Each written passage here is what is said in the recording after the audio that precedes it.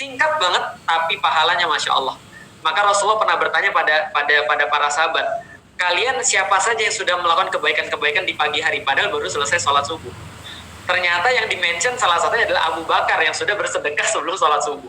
Kebaikan besar didapat bahkan sebelum sholat subuh, Masya Allah. Maka coba lihat lagi, tadi saya coba untuk merangkum, Bapak Ibu sekalian, Allah sudah menjadi rahasia. Allah tuh senantiasa menjadikan berkah itu tidak hanya satu lapis, tapi berlapis-lapis. Karunia itu tidak hanya satu lapis, tapi berlapis-lapis. Keutamaan itu tidak hanya satu lipat, tapi berlipat-lipat. Itu sudah rahasianya umum. Contoh misalnya, Allah jadikan di antara makhluknya yang paling utama adalah manusia. Allah jadikan di antara manusia yang paling utama adalah orang-orang muslim.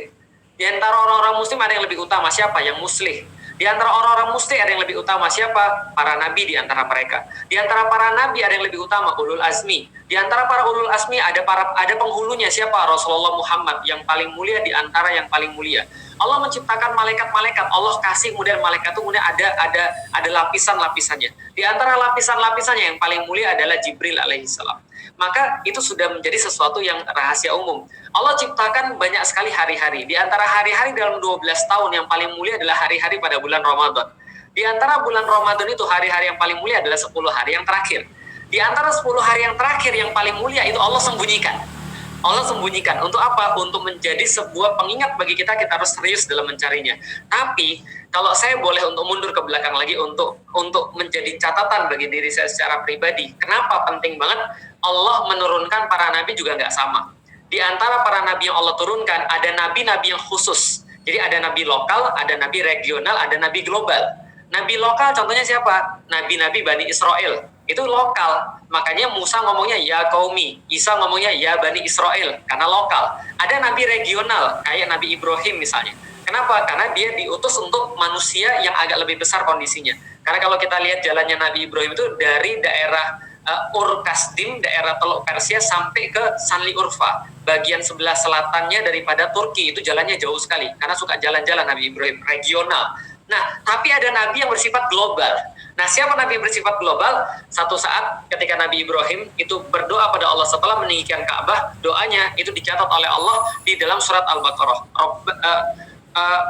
Rabbana wab'ats fihim rasulam minhum yatlu alaihim ayatika wa yu'allimuhumul kitaba wal hikmah wa yuzakkihim. Ya Allah, aku tahu aku adalah seorang nabi yang ditugaskan untuk menjadikan manusia semuanya nyembah kepada Engkau, untuk menjadikan Ka'bah ini sebagai tempat berkumpul semua bagi manusia. Tapi waktuku nggak banyak ya Allah, kira-kira gitu. Lantas karena waktu nggak banyak, aku minta ya Allah agar diturunkan dari golonganku, keturunanku yang kelak nanti akan menyelesaikan urusan ini, mendakwai pada seluruh manusia, menyelesaikan, menyempurnakan urusanku ini sebagai mendakwai seluruh manusia.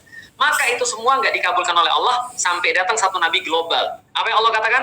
Waladzi ba'atsa fil ummiyina rasulam minhum yatlu alaihim ayatihi wa yuzakkihim wa yu'allimuhumul kitaba wal hikmah wa in kanu min qablu lafi dhalalim mubin. Adalah dia yang mengabulkan doanya Nabi Ibrahim, mengutus kepada manusia seorang nabi yang kelak yang diutus oleh Allah untuk menyempurnakan Nabi Ibrahim, yang mengajari kepada manusia ayat-ayatnya, lalu kemudian mensucikan mereka, mengajari mereka kitab, mengajari mereka hikmah, dan sebelumnya mereka adalah orang-orang yang sangat parah sekali.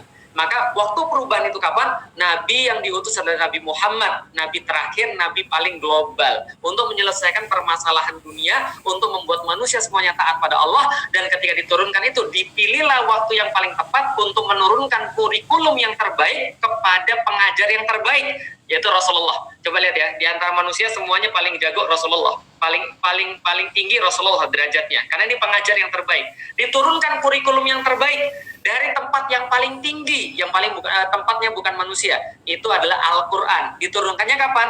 Inna anzalnahu fi lailatul qadar.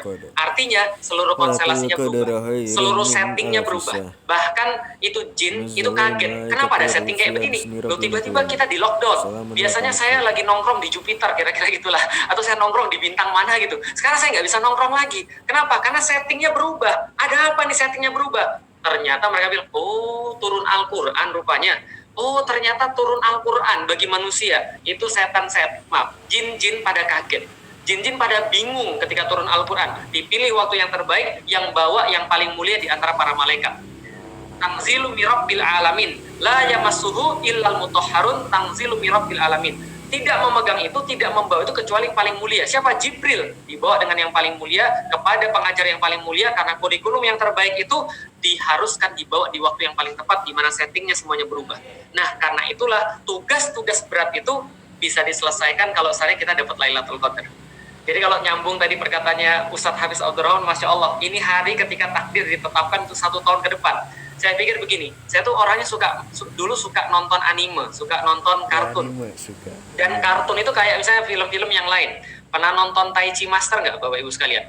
Nah, kalau pernah nonton Tai Chi Master itu ada masa di mana dia kalah.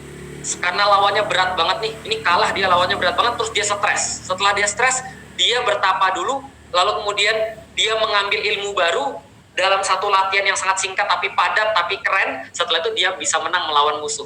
Di dalam Al-Quran dikatakan oleh Allah, Syahrul Ramadan allazi unzila fihil Qur'an hudal linnas wa bayyinatin minal huda wal furqan. Selesai Allah katakan apa? Setelah membahas tentang seluruh Ramadan, Allah katakan yuridullahu bikumul yusra. Allah pengen kalau Anda dapat semuanya di Ramadan itu 1 bulan penuh, khususnya di 10, khususnya di 1 malam Lailatul Qadar. Kalau antum dapat, Allah mudahkan seluruh musuh Anda bagi Anda. Allah mudahkan untuk mengemban misinya yang harus disempurnakan. Misinya Nabi Muhammad Allah mudahkan bagi kita dengan dapat Lailatul Qadar. Nyambung tadi, kalau amalan yang paling strategis adalah amal sedekah. Dan kalau waktu yang paling bagus untuk kemudian meningkatkan diri, untuk minta pada Allah, untuk bisa bermunajat pada Allah adalah malam Lailatul Qadar, maka saya pikir sangat layak sekali apabila kita